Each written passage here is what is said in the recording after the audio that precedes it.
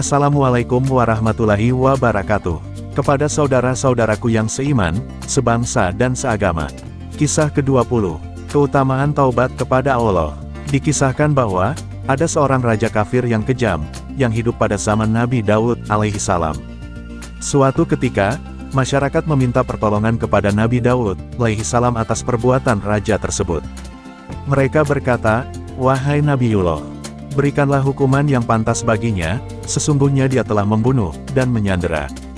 Kemudian Nabi Daud alaihissalam memerintahkan untuk menyalibnya. Maka ia pun disalib di atas gunung pada sore hari. Masyarakat lalu meninggalkannya sendirian terpancang di atas kayu. Lalu ia berdoa kepada Tuhan-Tuhannya, tetapi tidak ada satupun yang menyahutinya.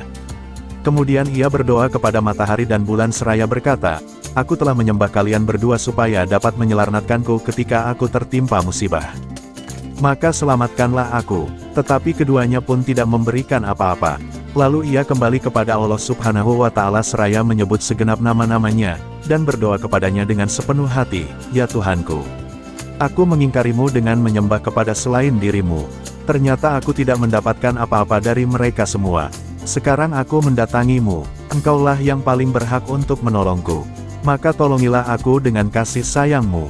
Allah Subhanahu wa Ta'ala berfirman, "Orang ini telah lama menyembah Tuhan-Tuhannya, akan tetapi tidak mendapatkan apa-apa dari mereka.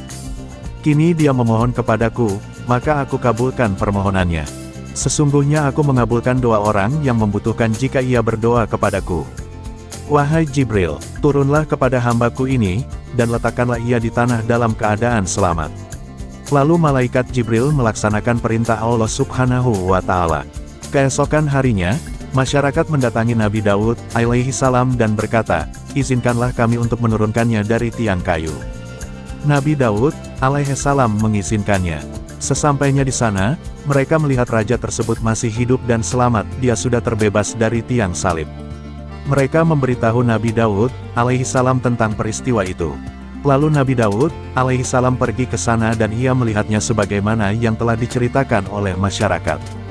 Kemudian Nabi Daud alaihissalam melaksanakan salat 2 rakaat dan berkata, "Ya Tuhanku, jelaskanlah padaku keajaiban yang telah aku lihat." Lalu Allah Subhanahu wa Ta'ala menurunkan wahyu kepadanya, "Wahai Daud, sesungguhnya hambaku ini telah memohon kepadaku, maka aku kabulkan permohonannya.